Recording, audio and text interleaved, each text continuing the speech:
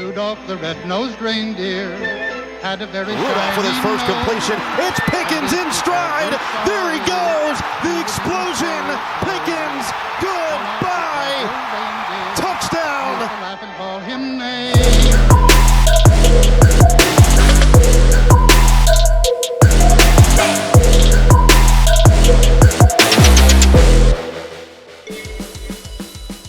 Welcome back to 5-Star Matchup. If you like what we do, make sure you subscribe now, and please consider supporting the show at patreon.com/5SMU. If you want a season 6, get over there now. Ho, ho, ho. 'Twas the night before Christmas, and all through Acrisure, not a creature was stirring, not even a duck. The shoulder pads were hung in the lockers with care, in hopes that St. Rudolph would soon be there. The receivers were nestled all snug in their routes, while visions of touchdown passes danced in their heads. Well, folks, I've been doing this a long time now, almost 5 full seasons, and considering all I went through in Season 1 back in 2019, being that I was here for this. Gets the snap. Waits. Throws a little pass over the middle. And that's Vance McDonald for the touchdown. This. We have an injured Steeler behind the play. And they're calling for the training court. And of course, this. Flags. Oh, Mason. And the Steelers, we got a kick. I cannot overstate to you how bizarre it is that all of this has come full circle now in 2023. Settle in and let's enjoy as Rudolph attempts one last time to save Christmas. Bengals get moving with an early first, but they find themselves quickly behind the 8 ball, coming up short on 3rd and long, and clearly Christmas miracles don't favor those in black and orange, so they go silently into the night. Peopled man Cam reading and reacting to the screen. You love to see it. Out trots the aforementioned Rudolph with his nose so bright, and frankly, he's looking ready to guide our sleigh tonight.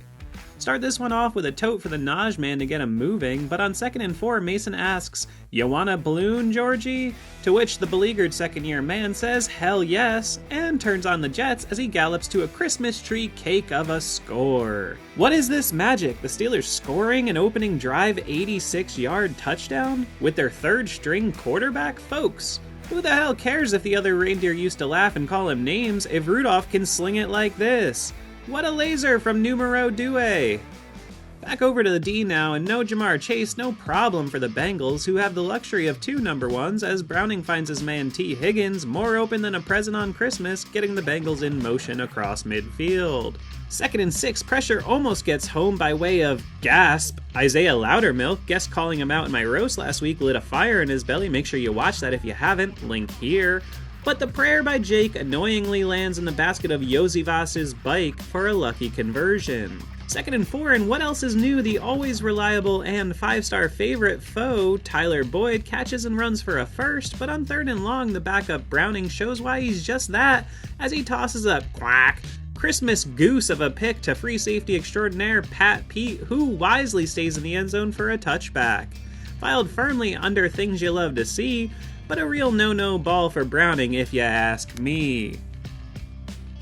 Back to the Steelers' chug-a-luggin' offense, first with the ground game, which continues to rise and grind the second half of this season, followed by a nice on-schedule throw from Mace Rude to the most criminally underused man in this offense, AR-11, to keep the chains moving. It's the little things about Rudolph's game today that stood out and gave a more professional quarterback feel than everything else we've seen in the last 2 years from this team. 3rd and 5, and where do you go but of course the electric meatball Jalen Warren, who never met a first down he didn't like as he dashes away from the defender for an easy first. Again, on schedule, and the throw leads him right into Yak. Love to see it. What in the name of professional pass concepts is this? Mason fakes the swing to Warren, getting that man I used to call Mini Mike to bite harder than a child grasping his first candy cane of the season, and then lofts a beautiful touch pass right in the hole of the coverage to Robinson, who makes a smooth grab for a first in the business zone. Donning their finest black and gold Santa suits now, the Steelers hand it again to the Naj man, who pulls their sleigh to the 7 as we head already into the second quarter. Oh, Canada, my home and native land. The end zone, of course. Matty C is rolling in his grave as the speedster Calvin Austin takes the tote right into the golden end zone for, let me check my notes, the Steelers' second offensive touchdown of the night? With only a minute elapsed in the second quarter, a Christmas miracle indeed. Would you peep the pancake by Jalen? I'll take a whole stack of these on Christmas morning, please, and thank you. Steelers 14, Bengals nothing. Back to the Bengals, and who really gives a damn, this ain't their night. Noted BedJet owner Chandon Sullivan fights through the not one, but two blocks for a TFL, and on 3rd and 11, it's that man, the greatest defensive player in the universe, and soon-to-be two-time Defensive Player of the Year, Trent Jordan Watt, flying in for perhaps his most impressive sack of the season, fighting through a hold, landing on the ground, and still strip-sacking Browning to end the Bengals' putrid possession. Just incredible stuff by the GOAT. Back to the Steelers offense, and for once in my life, everything is working! Naj gashes him again, but sadly the drive peters out, and I guess I was lying. Even Rudolph can't guide him every time. Back to the boys in the tiger stripes, and again keeping with the theme of guys I laid into last week, Alex the Great flies around the edge to apply intense pressure, forcing another Christmas goose by Browning that lovingly falls in the hands of Eric Row, row your boat gently down the sideline, who merrily gallops into the red zone. Life is but a dream! Facing a 3rd and gotta have it, Mason Rudolph stands in the pocket, resists the urge to spin backwards into a sack, instead stepping up and navigating his way to a hard-fought first inside the 5. Look at this stiff arm! Heisman shit! Najee the Conqueror breaks the plane, and I shit you not, the Steelers lead a game in the first half, 21-0. What is happening? Why is Miles Jack wearing 16? I don't know, but I love it. Again, Boyd avoids the tackle, scampering across midfield and threatening to get the Bengals into this Christmas Eve blowout, again dotting him up for another conversion inside the 30 as time ticks under 6 in the first half. Well, it may not be a sample sale, but Jake finds Drew for another first, this time in the black and orange business zone, and the Tiger Boys are suddenly cooking. 2nd and 1 though, peep this awesome play by Peasy II, who absolutely flies in from 5 yards deep to strangle Irwin to the ground for a loss and make it 3rd and short, which is also stuffed. Bengals, already trailing by a ton, decide to go for it on 4th, and again it's the vaunted Steelers pass rush applying the pressure and forcing an errant throw to Higgins, which harmlessly lands in the end zone with a thud. I thought in real time Peasy might have been called for a PI, but again, this is my Christmas miracle, not yours. Ball goes back to Rudolph and the Reindeers. Starting inside the 5 is never a great time, but when you got the Blasian Beef boy Jalen Warren, you can bank some easy space, and a couple plays later on 3rd and 10, again, it's nothing spectacular from Numero Due, but a nice easy conversion to Deontay J to keep Santa's sleigh moving. Holding knocks him back a bit, but that matters not when you got the rocket-armed reindeer Mace Rude, who drops, waits patiently, and fires a fucking seed down the sidelines to wide receiver 1, George Finger Pickens, who's strumming an old banjo as he toe taps a few blades of green grass for a field-flipping gainer for the Steelers' rocketing offense. Well, you can say there's no such thing as Santa, but you certainly can't say this isn't the best quarterback half the Steelers have had by anybody not named Roethlisberger since Mason Rudolph in Week 17 of 2020. 3rd and 5 though, a nice tackle by Awuzie keeps Pickens from converting and sadly drops his epic yards per catch dramatically, but hey, it's Christmas. Everyone should get involved, and on cue, it's the brass-balled, ice-blooded kicker with the heart of gold, who like usual is...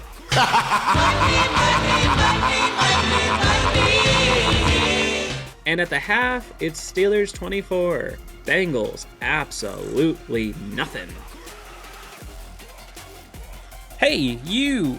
If you've enjoyed the epic 5th season of our show 5-Star Matchup, please take a minute to pause this video and head over to patreon.com/5SMU and donate just $4 or $7 a month to keep us in business for a 6th season. This thing is a lot of work, and in order to keep growing, I need help. Do it now! Now roll the game. Back to the Steelers' blazing offense, and what better way to get started than a jittery little run from the 1,000-yard man, Jalen, followed by a conversion from the increasingly patient Naj man, and the Steelers are moving again. Even Miles Boykin gets a snag on this fine Christmas, but on 3rd and 2, the ever-aggressive Mason takes another deep shot, this time to Calvin, but he can't connect on one of his only poor throws of the day. But hey, we're already up by 24. Mason's just trying to give the Bengals some holiday hope before he crushes them again. Back to Browning, who for the first time tonight isn't frowning as he hits his man T. Higgins, who finds a lane, and you are not catching him from behind. 8th string middle linebacker Michael Walker gets stuck in a spin cycle, and 9th string safety Eric Rowe was in a bad spot, but what can you do with guys who were working Black Friday sales a month ago? Bengals get the 2 and cut it to 24-8, but all that does is tick off QB1 Mason Rudolph, whose nose is glowing brighter than ever.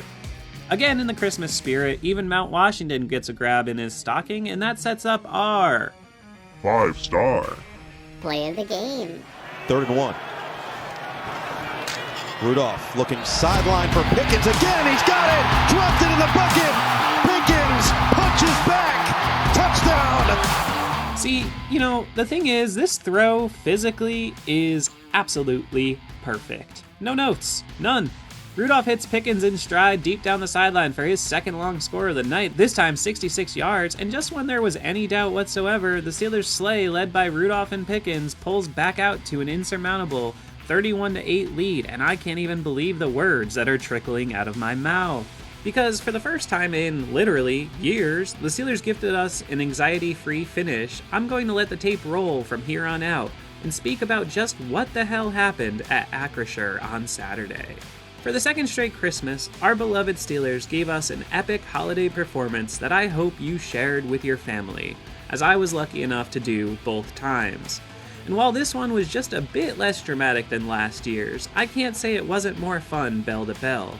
While the Steelers' defense deserves a ton of credit for what they achieved with injuries at safety and middle linebacker, and Alex Highsmith and TJ Watt in particular showed why they're the highest paid tandem at that position in the world, we would all be remiss to put the bulk of the credit anywhere other than Mason freaking Rudolph, who, simply put, played the best quarterback game so far in the post-Roethlisberger era, and no, I will absolutely not hear any argument on that.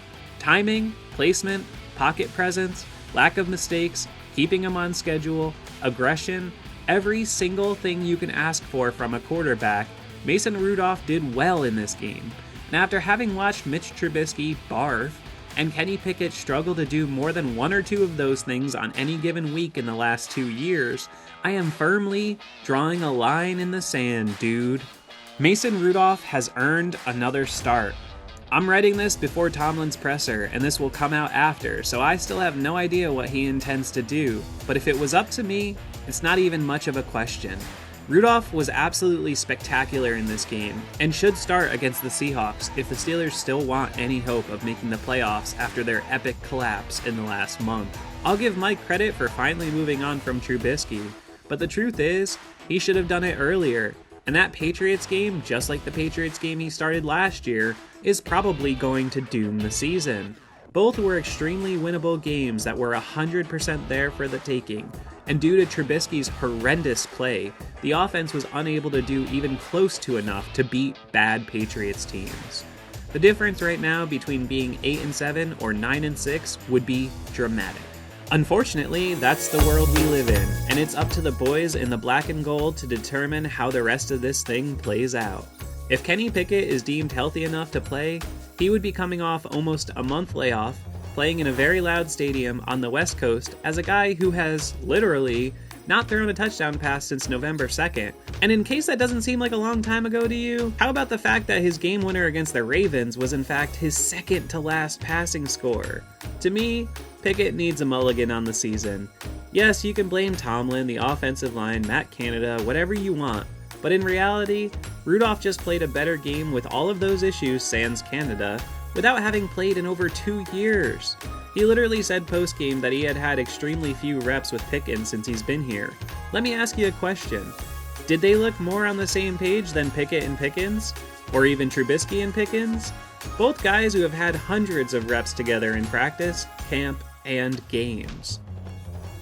My inkling is that if he's healthy, Mike will go back to Pickett. And while I hope that works out if that's what they do, I just think it would be foolish to go away from the hot hand. You could see the way the team was coming together around Mason at the end of this one. Everyone loves a good story. Yes, you may have once laughed and called him names, But I think it's time we let Rudolph join in our reindeer games. Here we go. And if you're still here, patreon.com/5SMU. Do it now. Also, if you're going to complain about my voice quality in this episode, I'm recording on my phone because I traveled and, you know, it's the holidays and whatever. Fuck you. It's fine. The show's great. You'd love it anyway. Shut up. Watch another video. Go watch the roast.